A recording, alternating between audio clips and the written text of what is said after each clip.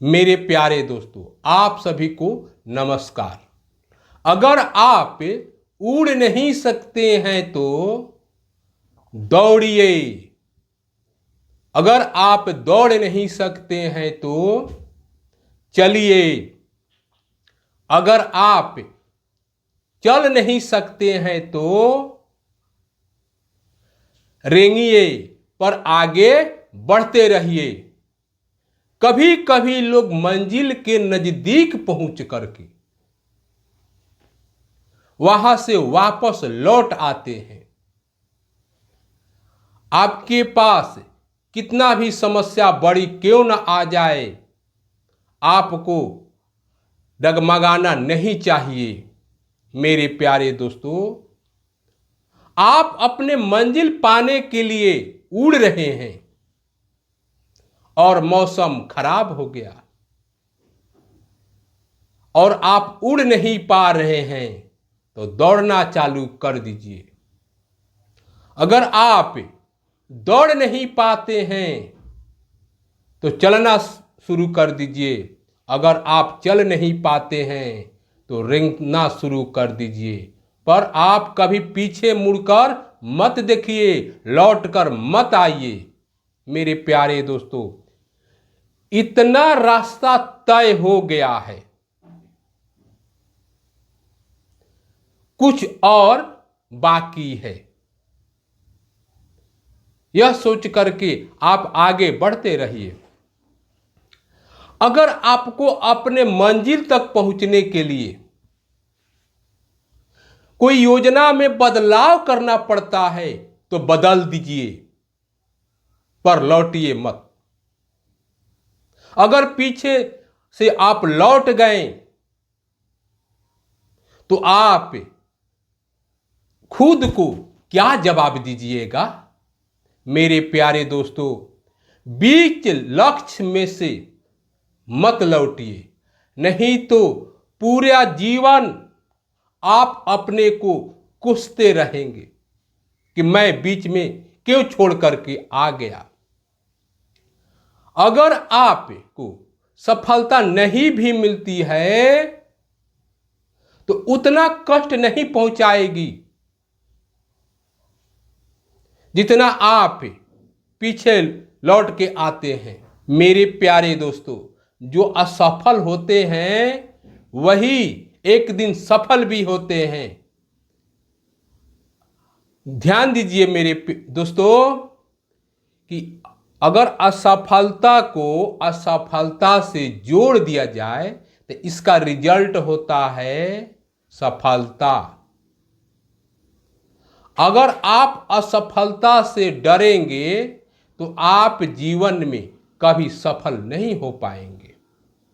इसलिए असफलता के डर से पीछे मत मुड़िए, रास्ते से लौटकर मत आ जाइए। आपको मैं एक सूत्र बता रहा हूं, एक फॉर्मूला बता रहा हूं। आप उसे अप्लाई कीजिए, आप उसको इस्तेमाल कीजिए। वह सूत्र है, बस थोड़ा और बाकी है। बस थोड़ा और बाकी है, मंजिल तो आसपास ही है। क्या सूत्र है? बस थोड़ा और बाकी है, बस थोड़ा और बाकी है, मंजिल तो पास ही है। अगर मेरे दोस्त इस सूत्र को आप इस्तेमाल करते हैं तो हजारों किलोमीटर लंबे दूरी को बहुत आसानी से तय कर लेंगे। मेरे प्यारे दोस्त, आइए, अगर ये बात आपको समझ में नहीं आई तो हम लोग एक कहानी के माध्यम से इसे समझने का प्रयत्न करते हैं। एक राजा का दरबार लगा हुआ था और उस दरबार में एक वेश्या मुजरा कर रही थी। राजा अपने गुरु को कुछ धन दे दिए थे ताकि वह नर्तकी पर खुश होकर कुछ धन उसे दान दे दे। सभी लोग आनंद ले रहे थे, सभी लोग आनंदित थे, क्योंकि मुजरा बहुत अच्छा था, बहुत अच्छा से चल रहा था। पूरी रात बीत गई थी और सुबह होने वाली थी। तभी तबला बजाने वाले को नींद आने के कारण, एक पलक झपकाने ही वाला था, तभी उस नर्तकी ने कहा, बहू बीती थोड़ी रही, पल पल गई बिहाई, एक पलक के कारणे ना कलंक लग जाए, ना कलंक लग जाए। मेरे दोस्तों, इतना बात जब गुरु जी ने सुना तो गुरु जी ने उस नर्तकी को सारा धन दे दिया और तबला वादक होशियार हो गया, सतर्क होकर के तबला बजाने लगा। फिर इसी दोहे को उस नर्तकी ने दोहराया तो अब की बार राजकुमारी ने अपना सोने का हार उस नर्तकी को दे दिया। फिर उस नर्तकी ने इसी दोहे को दोहराया तो अब की बार राजकुमार ने अपने सोने का मुकुट, जिसमें हीरा जवाहरात गढ़ा हुआ था, उस नर्तकी को दे दिए। फिर उस नर्तकी ने फिर इस दोहे को दोहराया। अब की बार राजा गुस्सा हो गए और बोले, बस कर बेश्या, तुमने तो एक दोहे से सबको लूट लिया। इस पर तो गुरु जी की आंखों से तो मानो आंसू बहने लगे। गुरु जी कहते हैं, राजन, इसने कोई साधारण दोहा नहीं बोला है। इस दोहे से तो मेरी आंख पर पड़ी हुई पट्टी को खोल दिया। मैंने पूरा जीवन तपस्या करते रहा और अंत समय में मैं मुजरा देख रहा हूं। राजन, ये तो मेरी गुरु बन गई है, इसलिए मैं अब तपस्या करने जा रहा हूं। इस पर